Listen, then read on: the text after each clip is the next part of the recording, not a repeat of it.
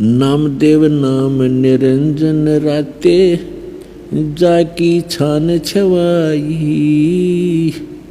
नामदेव नाम निरंजन राते, जाकी छान छवाई। एक पलक में देवल फेरा, वो मर्तक गौ जवाई। मन तो सुख के सागर बसरे, भाई और न ऐसा यसरे। अब क्या बताते हैं कि देखो जो भक्ति करते हैं परमात्मा उनके अंग संग रहते हैं, लेकिन हम औपचारिकता ज़्यादा करते हैं, डिमांड भी ज़्यादा करते हैं। सच्चे दिल से, सच्ची भावना से, सच्ची लगन से हम भक्ति ना करते भगवान की, तब तक दाता आपको विशेष राहत नहीं देता। राहत तो देते हैं, विशेष नहीं दे पाते। जैसे एक नामदेव नाम के महापुरुष थे और छिपा जाति में थे वो। छिपा जाति, छिपी जाति इसको दर्जी, और पूर्व संस्कार थे, बहुत अच्छे पुण्यात्मा थे। पुण्यात्मा ही भक्ति के लिए भटकते रहते हैं, कोई न कोई साधना वो करते ही रहते हैं। अपने आत्माओं जैसे नामदेव जी के माता पिता विट्ठल भगवान के पुजारी थे और पत्थर की मूर्ति बना रखी थी। जैसा भी कर्मकांड उनको बताया था वो एक औपचारिकता प्रतिदिन किया करते थे नियमित, कि प्रतिदिन सबसे पहले दूध निकाल कर गायों का भगवान विट्ठल की मूर्ति के सामने रखते थे, पर्दा लगा देते थे, और कुछ देर के बाद उसको उठा करके अपने सारे दूध में मिला करके अन्य भोजन में प्रसाद बनाकर वो खा लेते थे। एक दिन माता पिता को किसी कामवश एक हफ्ते के लिए बाहर जाना पड़ गया। नामदेव बालक ही था, 10-12 वर्ष का लड़का था। तो उन्होंने कहा कि बेटा आप घर पे रहना, भगवान विट्ठल को भोग लगाना, दूध सुबह सुबह दूध का भोग लगाना भगवान को, और पीछे भोजन करना बेटा। भगवान को भोग लगाए बगैर भोग आपने भोजन नहीं करना है, ऐसे याद रखना। कच्छा पिता माता पिता चले गए। सुबह नहा स्नान करके नामदेव जी ने कटोरा दूध का भर के भगवान विट्ठल की मूर्ति, पत्थर की मूर्ति के सामने रख दिया और करबद्ध खड़े हो गए कि भगवान विट्ठल भगवान भोग लगाओ, विट्ठल भगवान भोग लगाओ। अब उसको पूरे प्रोसेस का पता नहीं था कि कुछ देर में उठा करके माता पिता डाल लेते हैं अपने अन्य भोजन में।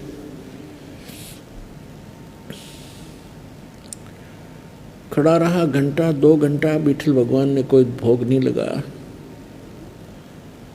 उसमें कुछ चींटियां चढ़ गई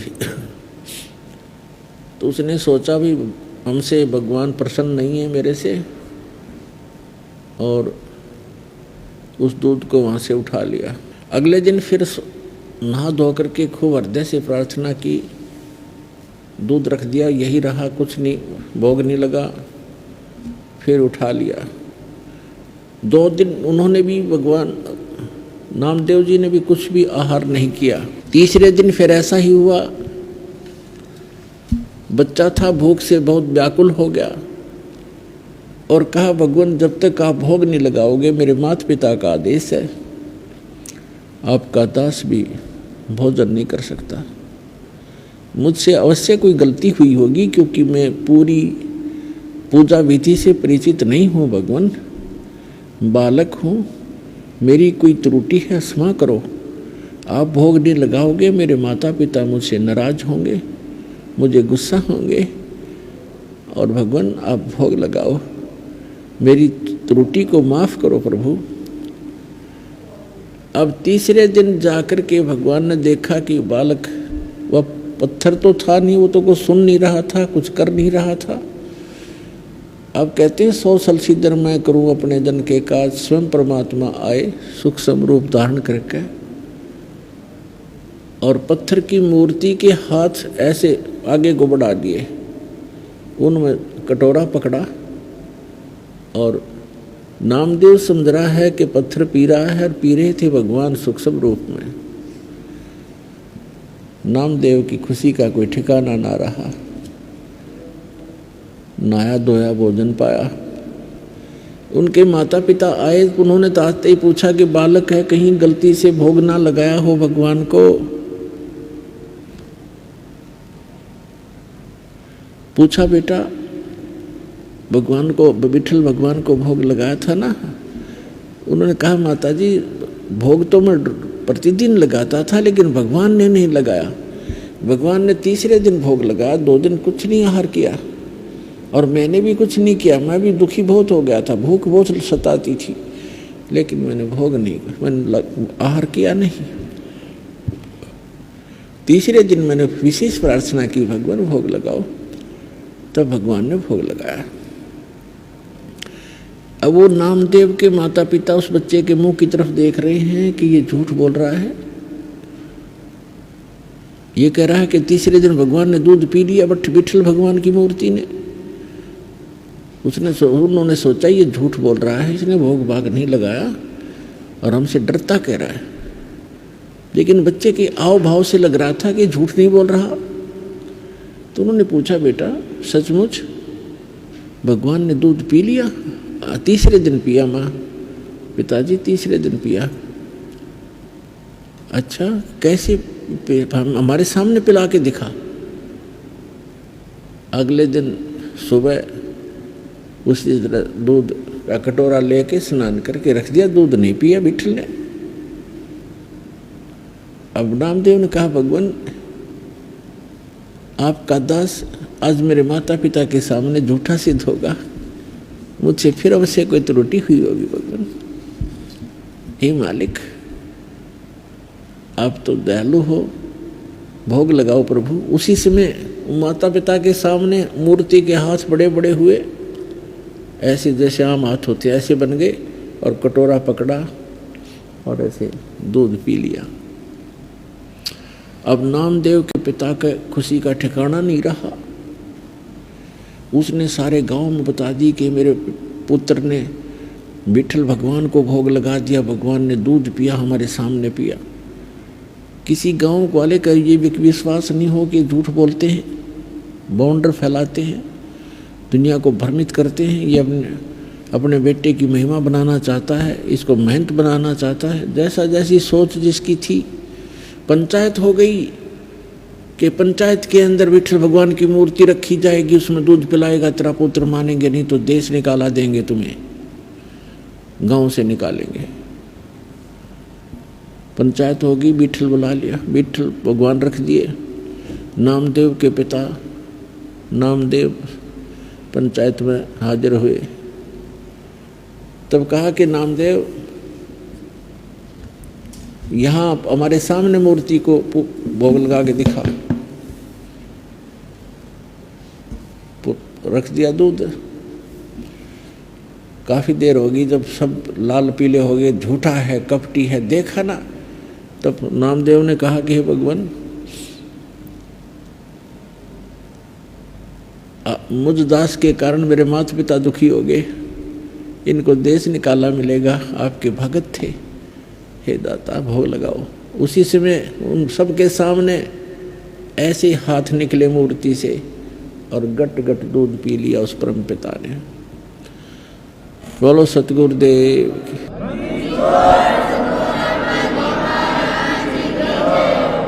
तो पुण्यात्माओं, ये न तो मूर्ति पी रही थी, भगवान ने जो कुछ किया कबीर भगवान ने किया, और उस अपनी प्यारी आत्मा नामदेव के लिए किया, क्योंकि पूर्व जन्म का भक्त था। अब वर्तमान में ऐसी लीलाएं भी नामदेव के द्वारा हो गई थी, बहुत महिमा के पात्र भी बन गए थे, लेकिन मोक्ष नामदेव जी का नहीं था। और भी बहुत सी, एक बार क्या बताते हैं, पहले झोंपड़ियां होती थी, सब जगह ही झोंपड़ी डाला करते थे, और वर्षा के सीजन से पहले उनको रिपेयर किया करते थे। हट के रूफ को, झोंपड़ी की छत को रिपेयर करते थे, सभी नई छान डालते थे उसके ऊपर, घास फूस की बना करके। नामदेव की माँ ने कहा कि बेटा वर्षा का मौसम आने वाला है, उससे पहले आप अपनी झोंपड़ी की रिपेयर कर लो, इस पर छान डाल दो। जंगल से घास फूस काट के लाना होता था, नामदेव घास फूस काटने के लिए चला, एक कवाड़ी वगैरह साथ लिया जो काट के लाना था पेड़ों से। रास्ते में सत्संग हो रहा था, सत्संग में बैठ गया, सारा दिन मस्त रहा, फिर सेवा में लग गया। शाम हो गई, वो जो उद्देश्य था घास फूस लेने गया था वो नहीं ला सका, खाली हाथ आ गया। माँ ने पूछा, बेटा क्या बात रही, आज घास नहीं लाई? कि माँ कल लाऊंगा, आज मैं सत्संग में चला गया। वो 4 दिन का सत्संग था, उसने अगले दिन भी वैसे ही, उससे अगले दिन भी ऐसे ही। अब तीसरे दिन जब उसने सोचा कि आज माँ बहुत नाराज हो जाएगी, पिताजी भी गुस्सा होंगे, सत्संग में जल्दी समापन हो गया, शाम थोड़ा सा समय रह गया, तो उसने सोचा जल्दी जल्दी कुछ घास फूस काट ही ले चलता हूँ, ना घर वाले नाराज होंगे, तो रोज सत्संग में जाता है कुछ करता है नहीं। तो जल्दी जल्दी वो लगा काटने, और पैर में कुहाड़ी लग गई। जल्दी जल्दी में बौखला सी रहा था बेचारा, पैर में कुहाड़ी लग गई और पकड़ कर पैर बैठ गया। फूस जिसा काटा था वो भी नहीं ला सका। तो एक व्यक्ति आया, उसने उसके पट्टी बांधी, दवाई कुछ ऐसे घास फूस नचोड़ के उसके जख्म पर पट्टी बांध दी, बेटा हो जाएगा ठीक, कोई बात नहीं। अब नामदेव धीरे धीरे आ रहा है, तो उसको बहाना मिल गया कि आज माँ को कह दूंगा मेरे पैर के चोट लगी, कुहाड़ी लगी, इसलिए मैं कुछ नहीं ला सका, कल लाऊंगा, फिर ठीक हो जाऊंगा तब लाऊंगा। अब ठीक होने में टाइम लगना था, वर्षा आने वाली थी। तो जो ही क्या किया परमात्मा ने, नामदेव का रूप बनाया, उधर से एक कारीगर का रूप बनाया, आप ही डबल रोल किया, और वहाँ उसकी छान बिल्कुल नई डाल दी, झोपड़ी ओके करके नामदेव के आने से 10 मिनट पहले खिसक गए भगवान।